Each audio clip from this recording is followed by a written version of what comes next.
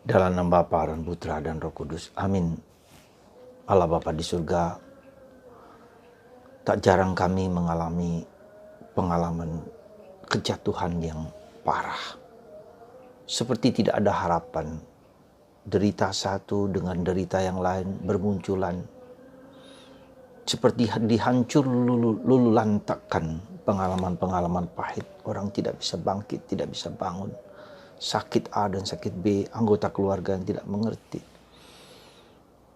Ataupun bukan hanya kita, tetapi mungkin keluarga kita ya, dihancur lulukan, siapa yang salah, siapa yang tidak. Atau juga dalam masyarakat kita, atau juga dalam bangsa dan negara kita. Dalam bacaan pertama hari ini kita, ketika Anda membaca dan saya membaca, seperti kita menangis. Yerusalem yang gagah perkasa yang luar biasa dihancurkan. Bait Allah yang besar diruntuhkan, dibakar. Semua perkakas-perkakas emas dan segala macam diangkat. Raja Sedekia dibutakan matanya, lalu dipermalukan di muka umum, diarak-arak. Dan sebelum dibutakan, anak-anaknya dibunuh di depan matanya sendiri. Luar biasa mengerikan. Sekali lagi itu karena dosa-dosa raja atau pemimpin atau orang yang bertanggung jawab atas rakyat tersebut.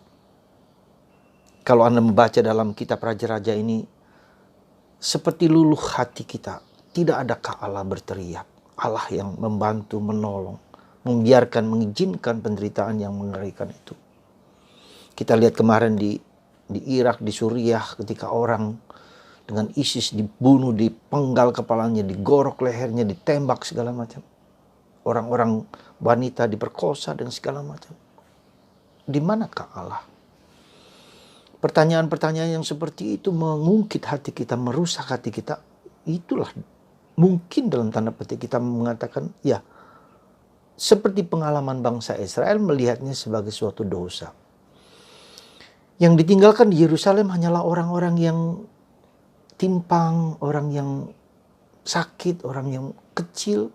Tetapi semua orang dewasa, orang laki dibawa, perempuan dibawa ke Babilonia, di Kasdim. Dipermalukan, diinjak-injak, diperkosa, ditiadakan, diniadakan. Saudara, sekali lagi, ya, ini suatu pertanyaan yang perlu kita renungkan dalam hidup kita masing-masing. Di satu sisi mungkin itu juga pengalaman kita, mudah-mudahan tidak seperti yang digambarkan seperti bacaan pertama dari kitab Raja-Raja pada tanggal 26 Juni hari Jumat. Ya. Tapi juga kita juga mungkin terbukalah mata kita, bukan hanya melihat kita, tapi terbuka mata kita. Situasi negara seperti apa yang sungguh-sungguh mengerikan seperti itu, yang menggerakkan kita juga untuk mendoakan.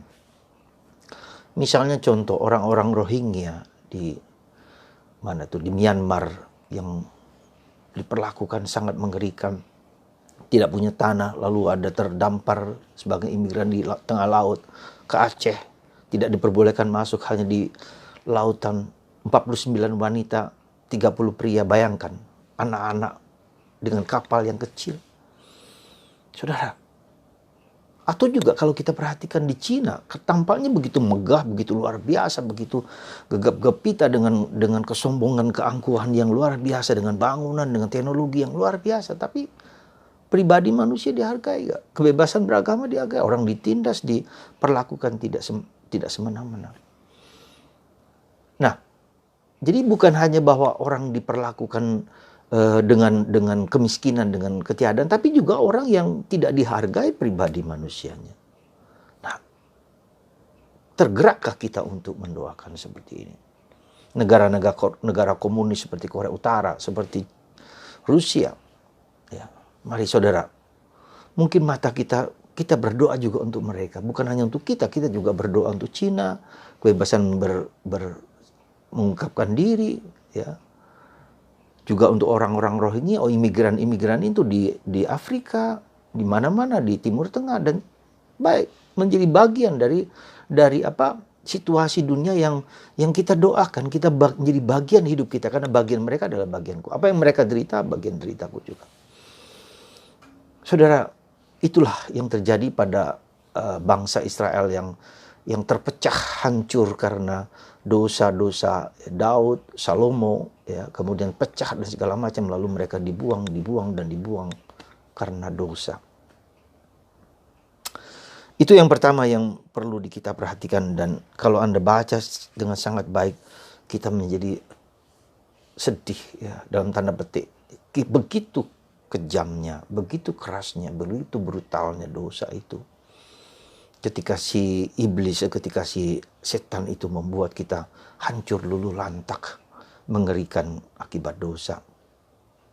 Nah, sekali lagi, itu bisa kita lihat cerminan itu dalam pribadi Yesus yang diperlakukan begitu mengerikan juga. Ya, terungkap dengan bukan simbolisme kenyataan yang dimana Yesus harus menanggung beban itu.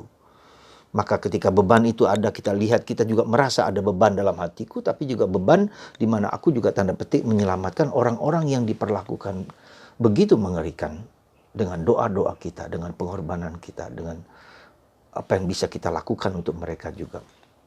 Itu yang pertama. Yang kedua, mungkin juga lukisan seperti itu adalah lukisan seperti orang yang kusta.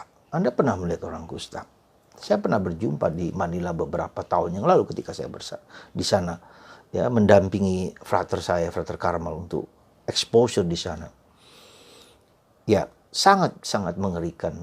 Wajah hancur, mata, telinga, hidung, mulut, tangan terpotong-potong, jari-jarinya. Lalu saya bertemu dengan seorang gadis yang memandang kosong kehidupan, seperti tidak ada harapan sama sekali. Cukup mengerikan, cukup memedihkan karena saya harus bersalaman dan seterusnya. Seperti zombie gitu loh. Seperti tak ada harapan, tak ada masa depan. Siapakah yang menolong kami? Meskipun mungkin mereka ditolong dengan obat yang kemudian bisa sembuh sekarang, tapi semua terluka habis. Ya, bagaimana rasa mindernya, rasa tidak percaya dirinya, karena seluruh anggota tubuhnya rusak sungguh-sungguh. Dalam hal ini saya ingat akan Santo Damian di Hawaii pada zaman-zaman dulu, yang dari Belgia. Dia memberikan seluruh dirinya kepada orang-orang kusta pada zaman itu, ya, tanpa takut, tanpa gelisah bahwa dia tercemar. Sampai pada suatu saat ketika air panas yang dia masak itu menyentuh kakinya dan dia tidak merasa apa-apa. Dia baru sadar dan dia mengatakan, para saudaraku penyakit kusta. Dia saat itu mengatakan saudaraku karena dia sudah kena kusta itu sendiri. Dan Anda bayangkan begitu, bagaimana Yesus menyembuhkan. Selalu ada harapan dalam Yesus. Seberat apapun, ya mungkin saya mengatakan sedemikian gampang. Tetapi ketika orang mengalami seperti itu,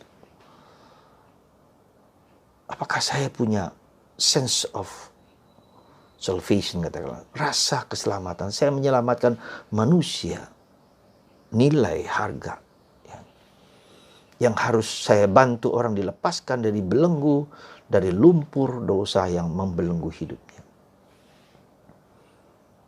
Anda dan saya diminta untuk memiliki rasa solidaritas dengan mereka, masuk di dalam hati. Seperti Yesus masuk ke dalam kedosaan manusia, seperti Bunda Maria yang melepaskan manusia untuk sampai kepada menjadi anak Allah yang terberkati, yang berharga. Cinta kepada sesama, cinta kepada rumahku membakar aku, kata Yesus. Saudara, pertanyaan yang mungkin harus kita renungkan. Sejauh mana Anda atau kita bersama memikirkan saudara-saudara kita di luar? Ya. Sedemikian rupa. Mungkin pertama-tama dengan doa kita untuk bangsa, negara, untuk orang-orang Cina supaya dibebaskan dari belenggu komunisme. Di Korea Utara, di Rusia, di Vietnam. Kita berdoa. Ya, supaya Bunda Maria menginjak kepala ular naga yang menguasai mereka. Dengan sombong, dengan angkuhnya seperti kitab Wahyu dikatakan. Si naga ular yang tua itu dengan angkuhnya. Dan seperti sekarang kita lihat Cina dengan angkuhnya, dengan kekuasaan, dengan kehebatan, dengan teknologi militer yang luar biasa militeristik, sehingga semua mau dikuasai oleh kekuatan dan kehebatannya. Mari kita berdoa untuk mereka. Itu yang pertama. Yang kedua, mari kita juga jangan hanya melihat diri kita sendiri, tapi juga kita membagikan apa yang bisa kita bagikan. Saya ingat contoh dengan Elia menyembuhkan janda Sarfat itu. Elia bilang, maukah engkau memberikan gandummu yang terakhir untukku? Ya, karena si janda itu mengatakan, janda orang miskin memberikan sebagian itu kepada Kristus, kepada gereja, kepada misi. Ya. Lalu diberikan dengan sukacita. Dan gandum, minyak tak habis dari wanita itu. Mari kita bagikan doa-doa kita untuk gereja, untuk negara-negara komunis, untuk negara-negara yang hancur lebur, ya, untuk orang yang terbelenggu. Angkatlah mereka dengan doa-doa Anda. Ya. Juga dalam arti tertentu, saya mau menganjurkan juga bukan hanya kepada negara-negara komunis yang tak ada kemerdekaan dan dibelenggu, tapi juga dengan apa? Aborsi, saudara. Kenapa saya mengatakan aborsi itu manusia yang dihancur leburkan, tak ada bentuknya lagi sama sekali. Dan kita berdoa dan banyak itu dilakukan. Itu merupakan kejahatan yang tak dilihat oleh mata manusia. Doakan mereka, bayi-bayi yang diaborsi. Ya, supaya orang yang terbelenggu ini oleh nafsu-nafsunya ini tidak dengan serta-merta menghancurkan bayi dalam kandungannya. Ya, bayi-bayi aborsi. Coba kita doakan. Juga doakan untuk karya misi Karmel ke Cina. Ya. Kita doakan juga untuk saudara kita non-Kristen yang belum mengenal Yesus sebagai Tuhan. Mereka mungkin tahu Yesus sebagai Nabi, tapi sebagai Tuhan. Kita doakan. Jadi keterlibatan kita kepada orang di sekitar kita itu membawa kita untuk semakin dekat dengan Tuhan. Membawa Tuhan, bantulah mereka. Ya. Santa Teresa dianggap sebagai Santa Teresa kanak-kanak Yesus sebagai pelindung karya misi dimanapun juga. Ya. Padahal dia tidak punya akses untuk bekerja di luar kota Lisieux, tetapi hatinya terbakar supaya semakin banyak orang dibebaskan dan menjadi anak Allah. Saudara, contoh hari ini tentang orang kusta, contoh hari ini tentang orang Yerusalem, orang Israel yang dihancur luluhkan, takkan yang mengerikan gambaran yang dilukiskan dalam bacaan pertama itu. Ya. Begitu banyak orang yang menderita, begitu banyak orang yang terluka karena dosa, karena kuasa kegelapan yang membuat kita semua seperti ditundukkan, dihancur leburkan oleh kejahatan dan kuasa kegelapan. Saudara, dalam Yesus semua dapat kita jalankan. Dalam Yesus kita dihibur, dikuatkan, dan diselamatkan dan ditebus. Mari kita mendekat kepada Yesus, berjuang bersama Kristus. Semoga Tuhan memberkati Anda dan mendorong Anda untuk membagikan doa-doa Anda kepada kita semua. Berkat-Mu ya Bapa atas anak-anak-Mu ini, dan bantulah mereka, kami semua tergerak hatinya untuk menolong orang-orang yang tidak punya penolong, orang kecil, orang miskin. Terima kasih Tuhan, Engkau mengasihi kami, dan bantulah kami untuk hidup kami membantu orang-orang terkecil yang membutuhkan rahmat kasih-Mu. Berkat-Mu ya Bapa mengalir ke dalam hati kami masing-masing, sehingga kami ikut serta dalam karya keselamatan-Mu lewat doa-doa dan pengorbanan kami. Semoga Tuhan memberkati Anda semua dan menguatkan Anda dalam nama Bapa dan Putra dan Roh Kudus. Amin.